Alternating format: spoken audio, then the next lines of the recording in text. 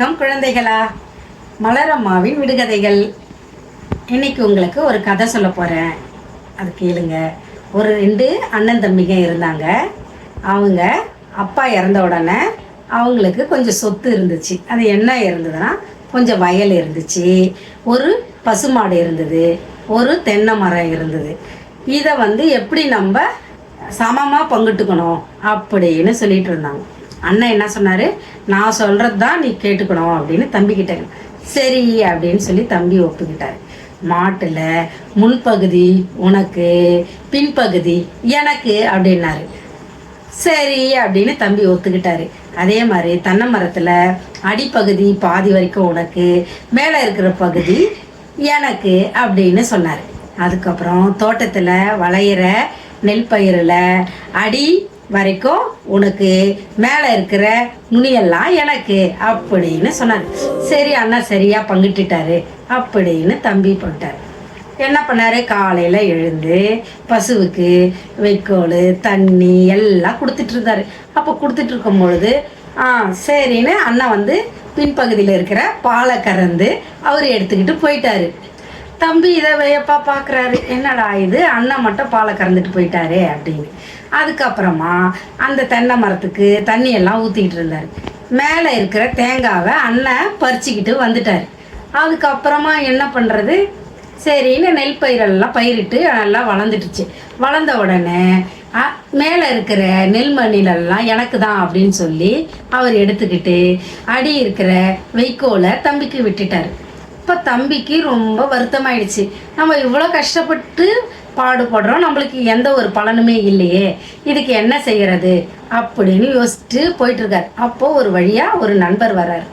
ஏன்பா இப்படி ரொம்ப இழைச்சி போயிருக்க அப்படின்னா, இல்லையா இந்த மாதிரி விஷயம் எனக்கு அண்ணன் இந்த மாதிரி பங்கிட்டு கொடுத்துருக்காரு, ஆனாக்கா எனக்கு எந்த லாபமும் இல்லை, அண்ணன் மட்டும் அவர் நல்லா சந்தோஷமாக இருக்கார் அப்படின்னா. சரி இதுக்கு ஒரு வழி சொல்கிறேன், நீ என்ன பண்ணணும், அதே மாதிரி நீ செய்யணும், அப்போ உங்கள் அண்ணனுக்கு அறிவு வரும் அப்படின்னு சொன்னார். சரின்னு மாடு கத்திக்கிட்டே இருந்துச்சு, தண்ணி வைக்கலை, வைக்கோல் போடலை.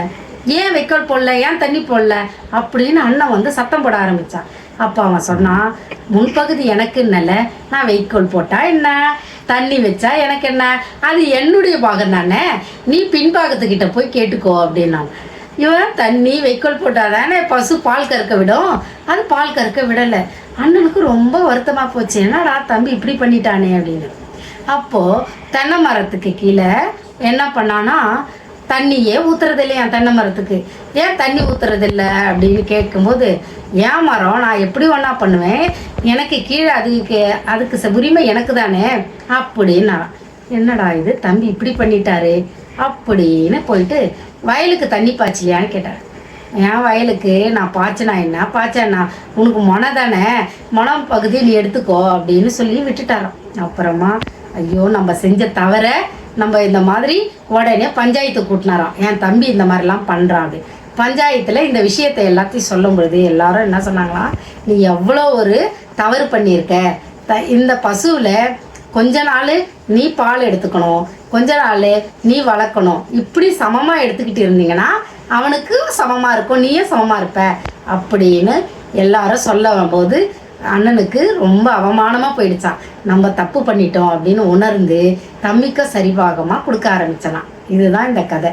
எப்பயுமே ஒருத்தரை நம்ம என்ன பண்ணக்கூடாது, ஏமாற்றக்கூடாது, சரியாக பங்கிட்டு கொடுக்கணும்.